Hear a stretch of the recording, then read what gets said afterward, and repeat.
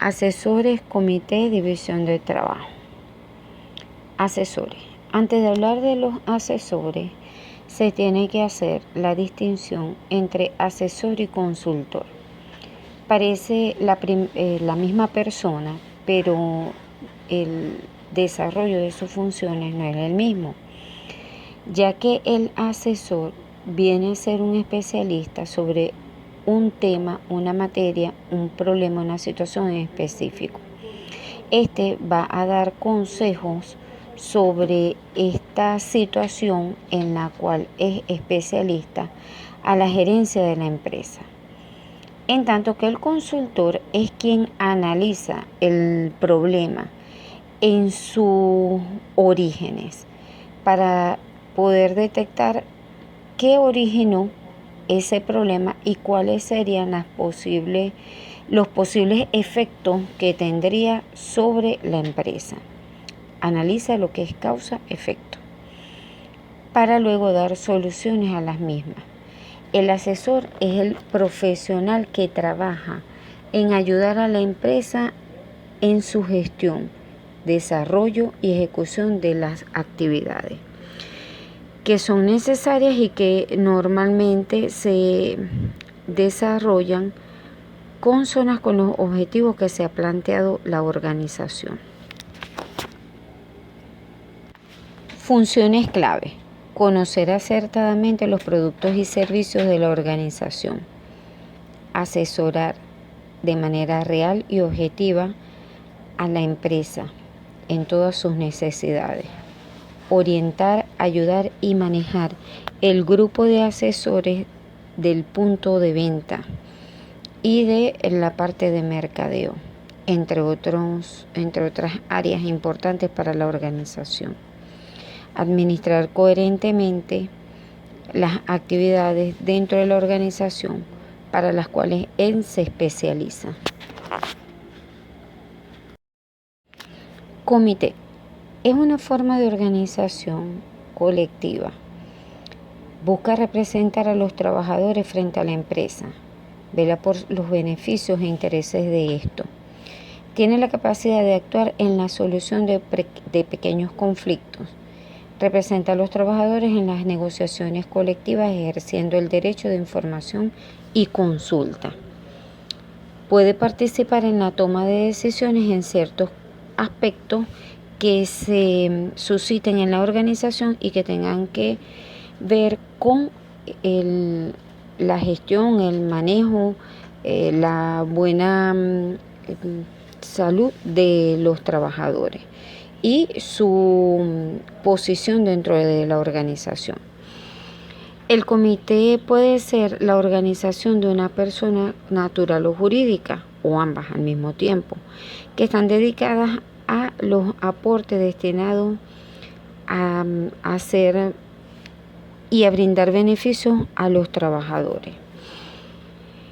Este se puede constituir a través de un documento privado, el cual se puede legalizar, llevar a una notaría y legalizarlo, donde va a estar dispuesta la conformación del grupo de trabajadores que lo integran.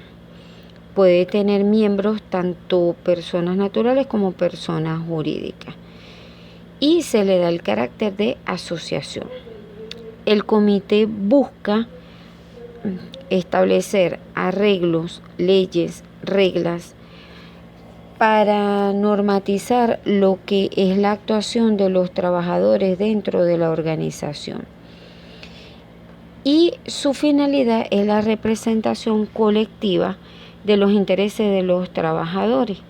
Siempre va a velar por que ellos tengan un buen trato dentro de la organización.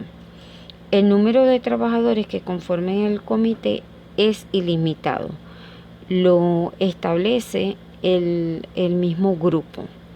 Por eso es que se le conoce como junta, comisión, grupo de trabajo o equipo. Su naturaleza es esencial dentro de las organizaciones para brindar ayuda a los trabajadores.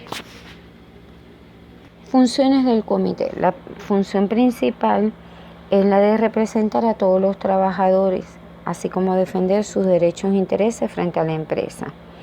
Sin embargo, existen otras funciones que se pueden destacar. Entre ellas está estar informado de todo lo relacionado a la empresa, así como el sector en donde se ejerce la actividad económica. Informarse sobre la contabilidad, cuentas anuales, estadísticas de la empresa. Este debe de supeditar como órgano consultivo cualquier acción que lleve a cabo la empresa y afecte a los trabajadores.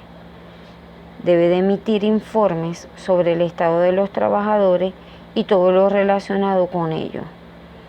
Establecer negociaciones colectivas con la propia empresa, siempre en defensa de los trabajadores, así como de la propia empresa.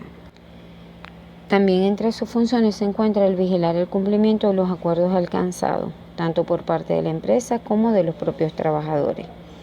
Vigilar que exista un trato igualitario entre hombres y mujeres. Participar en la gestión de obras sociales destinadas a los trabajadores de acuerdo a lo establecido en el convenio. Controlar y vigilar tanto las condiciones de seguridad como las sanitarias en el trabajo. Colaborar con la empresa a modo de incrementar la productividad de la misma. Otras funciones es el vigilar el cumplimiento de los acuerdos por parte de la empresa y los trabajadores, supeditar las acciones realizadas por la compañía que afecten a los trabajadores, establecer negociaciones colectivas en defensa tanto de la empresa como de los trabajadores, colaborar con el establecimiento de medidas para la conciliación de la vida personal y laboral, emitir informes sobre lo relacionado a los trabajadores y a la empresa. Dentro de los objetivos del comité tenemos que la empresa cumpla con los acuerdos y la ley en materia laboral. Vela porque los empleados encuentren una situación laboral cómoda. Mejorar las condiciones de los trabajadores en situaciones donde exista capacidad de mejora. Que la empresa establezca las condiciones básicas para que los trabajadores puedan rendir de forma óptima. Garantizar que los trabajadores estén realizando sus labores bajo el rendimiento exigido. Velar por las condiciones de trabajo para todos por igual. Asegurar que la empresa mantenga su actividad, los puestos de trabajo. En la medida de lo posible debe intentar mejorar las condiciones de todos los trabajadores y debe de trabajar siempre por la realización de las tareas en forma óptima. En Venezuela se debe de crear en toda organización el Comité de Seguridad y Salud Laboral, el cual, según la LOCSEMAT, el artículo 46 establece que es un órgano paritario, colegiado de participación destinado a la consulta regular, periódica de las políticas, programas, actuaciones en materia de seguridad y salud en el trabajo. Según la LOCSEMAT, las atribuciones del Comité de Seguridad y Salud Laboral en el artículo 47 se indican que son: 1. Participar en la elaboración, aprobación, puesta en práctica y evaluación del programa de seguridad y salud en el trabajo. 2. Promover iniciativas sobre métodos y procedimientos para el control efectivo de las condiciones peligrosas en el trabajo. Asimismo, la LOCSEMAT en el artículo 48 establece como facultades del Comité de Seguridad y Salud Laboral el aprobar el proyecto de programa de seguridad y salud en el trabajo, vigilar las condiciones de seguridad y salud en el trabajo, supervisar los servicios de salud en el trabajo de la empresa, denunciar las condiciones inseguras y el incumplimiento de los acuerdos. Delegados. En el Comité de Seguridad y Salud Laboral De acuerdo con lo establecido en la LOCSEMAT en el artículo 41, se deben de nombrar unos delegados en cada organización, porque son los representantes de los trabajadores en dicho comité. Estas personas son elegidas por y entre los trabajadores por medios democráticos con atribuciones específicas en materia de seguridad y salud en el trabajo. Y deben de ser mencionados, deben de ser registrados ante ante INSACEL, que corresponda a la entidad o lugar donde están ellos haciendo actividad. Principio de la división del trabajo. Esto con base a lo que establece Henry Fayol, quien plantea que la organización debe ser dividida entre los individuos y departamentos para que exista una división de trabajo conducente al incremento de la especialización, por ende, a la eficiencia en la productividad y rentabilidad de la organización. Aquí el factor humano es el motor del buen funcionamiento de la empresa. Fayol visualiza a la organización como un ser vivo que debe de cumplir con la totalidad de las funciones que le son inherentes. La división de trabajo no es un fin en sí mismo, sino un medio para obtener la especialización de la mano de obra en el trabajo que desarrolla.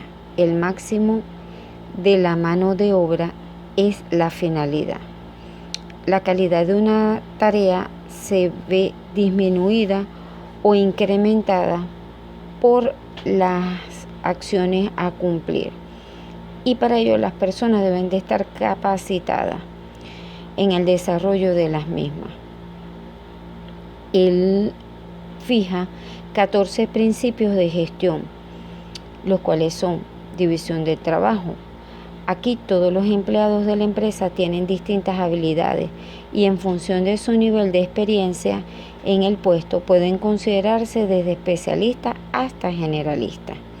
La especialización incrementa sensiblemente la eficiencia y la productividad de la mano de obra, incrementando la precisión, velocidad en el desarrollo de la tarea. Este es el primer principio, que es aplicable tanto a la persona administrativa como al técnico y a la gestión. El segundo principio está destinado a la autoridad y responsabilidad. Él plantea que cualquier empresa u organización, para funcionar, debe considerarse el grado de autoridad que el equipo de dirección va a tener para dar órdenes a sus empleados, por cuanto toda autoridad conlleva a una responsabilidad. El tercer principio es la disciplina, cuya función es la de obediencia y respeto a los valores fundamentales. La buena conducta, las relaciones respetuosas son la base de lo que sustenta la relación entre los trabajadores, el nivel de mando y la dirección. Unidad de mando. Este principio se refiere a la necesidad de que un empleado reciba órdenes de un solo mando y rinda cuenta de las actividades a esta persona.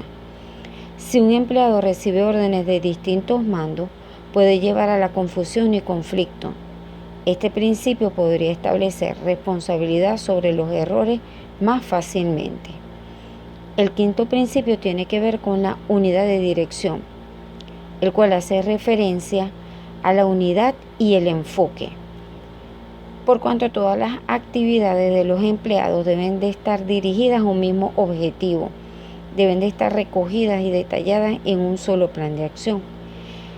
En este sentido, la dirección de la empresa es el máximo responsable del plan y debe de supervisar su progreso, definir y planificar cada acto a ejecutar para poder tomar acciones al respecto. Tiene relevancia este principio con la organización de equipos y la coordinación. El sexto principio está establecido en la subordinación del interés individual al general, porque en una empresa existe todo tipo de interés. Cada empleado tiene sus intereses particulares. Por lo tanto, estos deben de encauzarse hacia un nivel general, que es el de la organización. El enfoque deben de ser los objetivos de la empresa y no el de los individuos o del talento humano. Este principio se aplica en todos los niveles de la empresa y es especialmente en la dirección. El séptimo principio tiene que ver con la remuneración.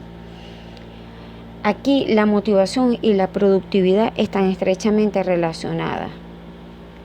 Por lo tanto, la remuneración debe ser justa, suficiente para que el empleado mantenga el buen nivel de motivación y productividad. Fayol consideraba que la existencia de dos tipos de remuneración, la económica y la no económica, era determinante. La no económica estaba basada en los cumplidos, la promoción dentro de la empresa. Se trata de premiar o reconocer de algún modo los esfuerzos de los empleados. El principio número 8 está fundamentado en la jerarquía, la cual debe establecerse en una línea clara en cuanto a la autoridad a lo largo de toda la jerarquía de la organización, desde los niveles más altos hasta los más bajos, y en viceversa. El organigrama de la empresa debe de definir sin ningún tipo de dudas quién es el supervisor, el superior directo en cada nivel y para cada empleado, de forma que cada uno de ellos pueda reportar la información a la persona adecuada. Se exige aquí un respeto a la autoridad. El principio número 9 está establecido en la centralización. La autoridad se debe de tener en forma necesaria y debe de llevar a cabo el proceso de decisiones. Debe ser equilibrada dentro de toda la organización y debe de extenderse en toda ella. Implica la concentración de la autoridad en la zona jerárquica más elevada. En algunos casos debe centralizarse o delegarse, dada la estructura de la empresa. Todo depende de ella. Para el correcto funcionamiento de la organización se debe de mantener en todo momento un equilibrio entre la autoridad y los niveles jerárquicos. El principio número 10 está establecido en el orden. Todos los empleados deben de disponer de recursos adecuados para poder trabajar correctamente. Cada empleado debe de ocupar el puesto más adecuado con base a sus necesidades. El orden es un factor clave en toda la empresa, tanto a nivel social como físico. Debe de mantenerse en cuanto a la responsabilidad material, disponer de un ambiente de trabajo seguro, limpio y bien ordenado. El principio número 11 está fundamentado en la equidad. Es uno de los principios más importantes porque dispone que todos los empleados deben de ser tratados con amabilidad y por igual. Deben de estar en el lugar correcto dentro de la organización para poder ofrecer el mayor rendimiento y productividad. Cualquier superior debe tratar a los subordinados de manera justa e imparcial. Estabilidad. Este principio tiene que ver con la rotación del personal, el cual va a perjudicarlo sensiblemente. Por lo tanto, debe de reducirse para incrementar la seguridad de los empleados en su puesto de trabajo. El principio número 13 está fijado en lo que es la iniciativa. Ella va a depender de ciertas tareas. Los trabajadores deben de gozar de flexibilidad para realizar los procedimientos de sus puestos de trabajo. Este principio recoge también la tolerancia que los supervisores deben de tener ante los errores que puedan cometer sus subordinados. Finalmente, el principio 14 está establecido en el espíritu de cuerpo, que promueve el trabajo en equipo, la colaboración, la participación y la unidad entre los empleados. Este principio contribuye al desarrollo de la cultura de la empresa y favorece la confianza entre los empleados y sus jefes y el entendimiento que estos tengan. En la división del trabajo existen unos principios establecidos por Taylor para la gestión de las actividades. Él los resume en 4 principios. Primero, organización científica del trabajo. Este criterio se refiere a las actividades que deben de utilizar los administradores para reemplazar los métodos de trabajo ineficientes y evitar la simulación del trabajo. Se debe tener en cuenta tiempo, demora, movimiento, operaciones, responsables y herramientas. El segundo principio está establecido en la selección y entrenamiento del trabajador. Aquí la idea es ubicar al personal en el lugar adecuado, con base a sus capacidades, propiciando la mejora del bienestar del trabajador. Cuando el trabajador se analiza metódicamente, la administración debe precisar los requisitos mínimos de trabajo para un desempeño eficiente del cargo, escogiendo siempre al personal más capacitado. El tercer principio está en función de la cooperación entre directivos y operativos. La idea es que los intereses de los obreros sean los mismos del empleador para lograr que estos lleguen a lo que la organización se ha establecido. Se propone una remuneración por eficiencia o por unidad de producto, de tal manera que el trabajador que produzca más gane más y evite la simulación del trabajo. Asimismo, Taylor propone varios mecanismos para lograr dicha cooperación, que es la remuneración por unidad de trabajo, una estructura de jefe donde el mayor conocimiento pueda coordinar la labor de la empresa, colaborar e instruir a sus subordinados. Deben existir varias tareas para los diferentes jefes funcionales.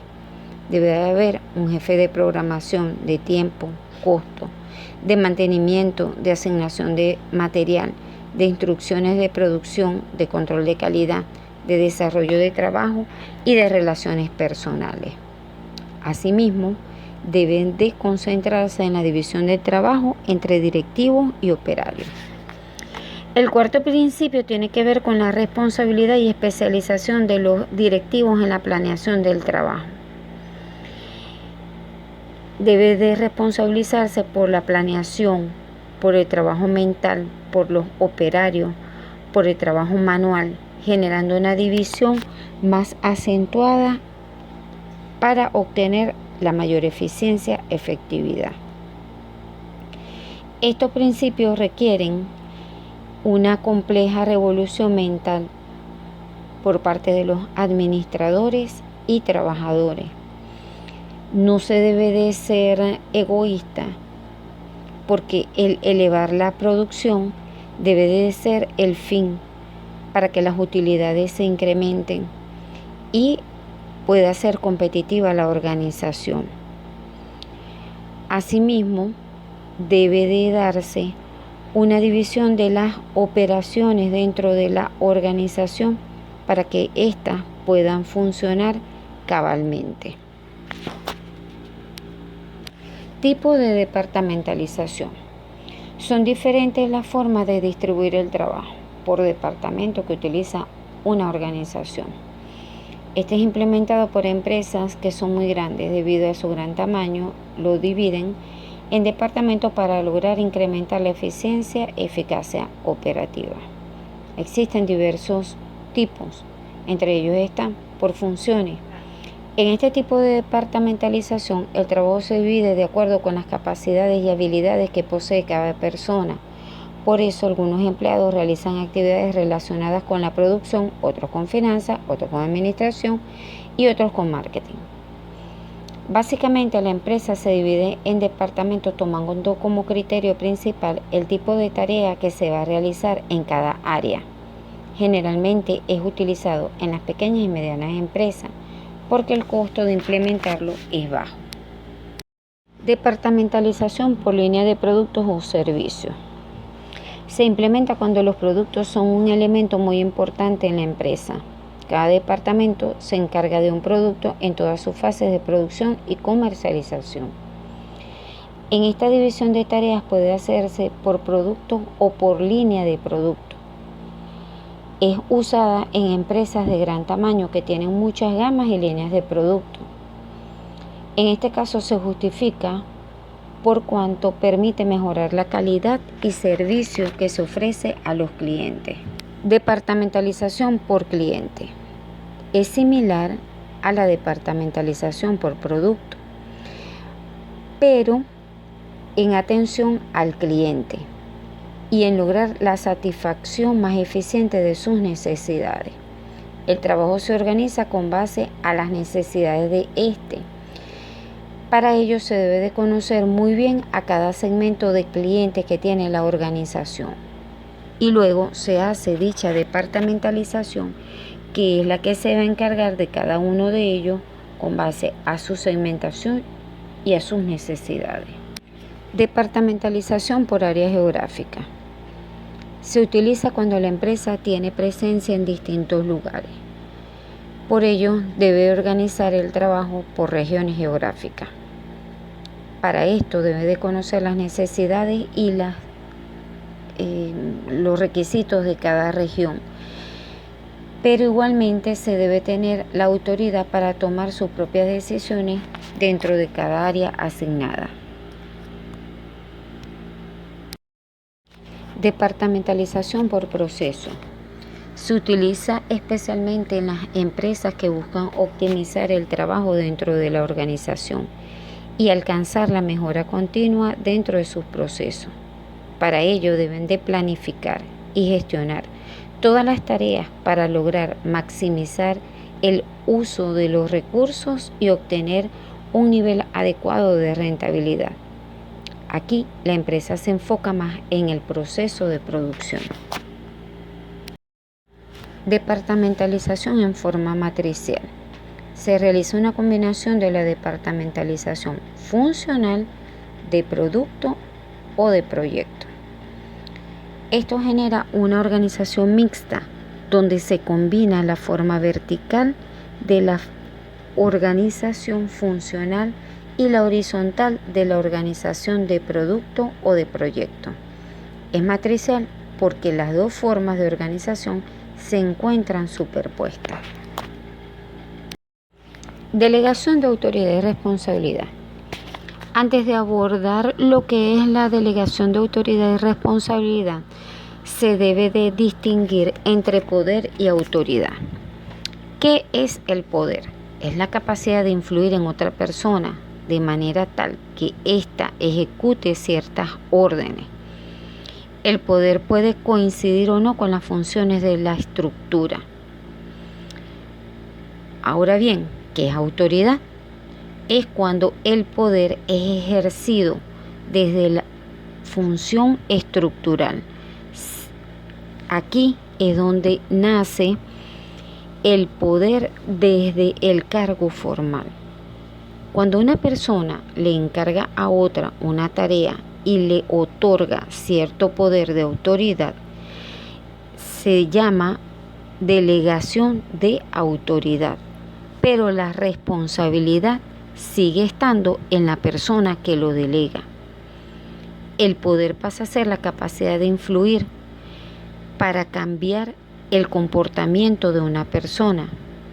Cuando el poder es ejercido desde una función estructural, se conoce como autoridad. En la autoridad se reconoce la forma legal. Es el derecho para ejercer influencia sobre una persona o grupos de personas. Requisitos para delegar. Debe de haber una asignación concreta de tareas. Se deben de definir el alcance de la tarea. Debe de estar capacitada la persona que va a delegar. Debe de haber información oportuna y suficiente. Centralización. Es cuando el poder de decisión está en pocas personas. Por ejemplo, niveles superiores y su funcionamiento es lento. Quien decide es una sola persona o un pequeño grupo de personas. Ellos son los que poseen la información.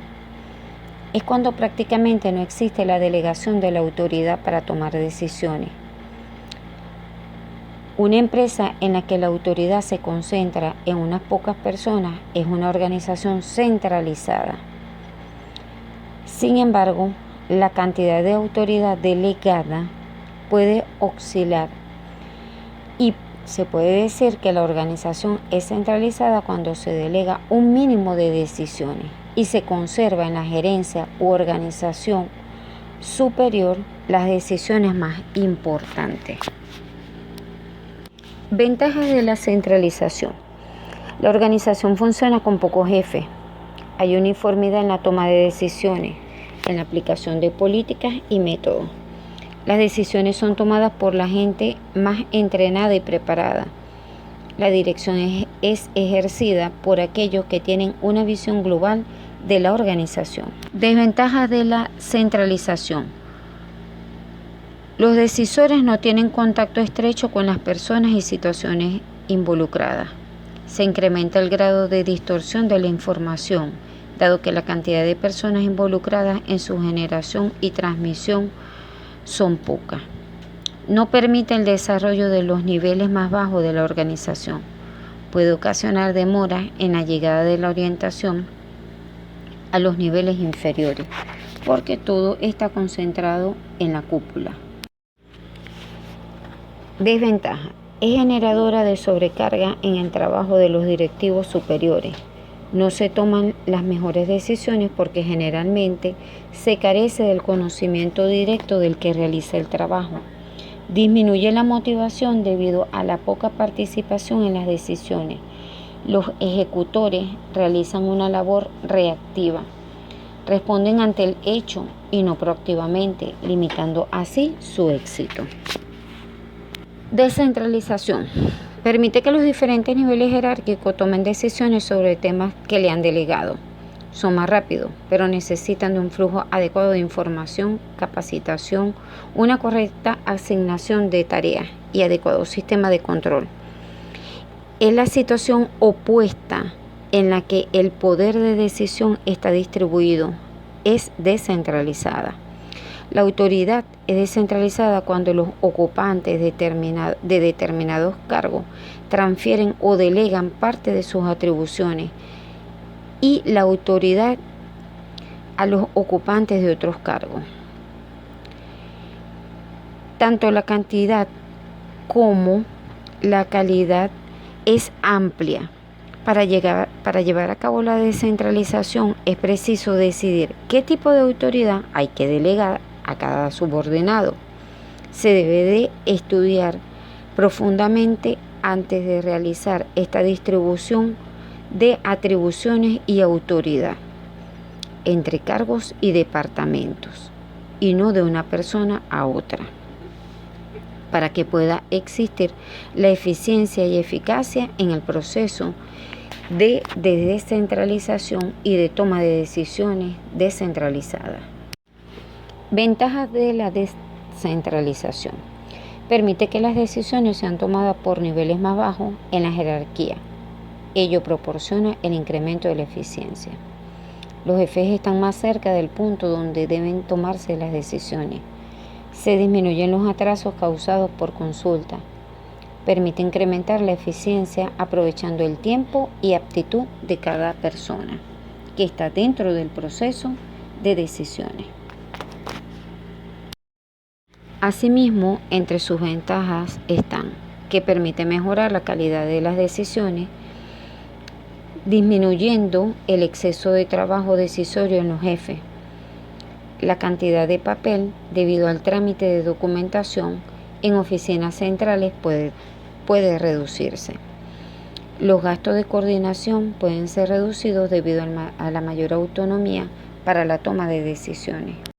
Desventajas de la descentralización: falta de uniformidad en las decisiones, insuficiente aprovechamiento de los especialistas, porque estos están concentrados en las oficinas centrales. Falta de equipo apropiado o de funcionarios en el campo de actuación. Al descentralizarse se debe de capacitar. En la centralización y descentralización se erige un concepto básico que hay que tener en cuenta, que es el de delegación de las personas. Delegar es transferir problemas a otra persona para que éste lo resuelva. Puede abarcar solo tareas específicas o un conjunto de tareas. No solamente se delegan problemas, también se delegan funciones, se delegan actividades, situaciones. Puede hacerse de una persona a otra con transferencia de poder de decisión hacia la ejecución de tareas específicas. Cuantas más tareas y mayor poder de decisión se transfieran a una persona, más autonomía ésta va a tener. La delegación permite que un administrador supervise a más individuos. El alcance de la delegación distingue a una estructura centralizada de una organización descentralizada. La primera tarea de la delegación es de elegir delegados apropiados, basándose en una evaluación justa y objetiva de sus habilidades, capacidades, de las relaciones con sus responsabilidades, las relaciones con sus compañeros. Una delegación eficiente ocurre cuando un delegado ve los resultados de sus esfuerzos al cumplir objetivos con eficiencia, eficacia, logrará adaptarse a la organización. El pensamiento empresarial moderno sostiene que los delegados deben de estar al tanto de las medidas y resultados de cada uno de sus empleados. De este modo sabrán a quién reconocer por sus logros y a quién, en este caso, van a delegar alguna actividad, alguna función, alguna decisión.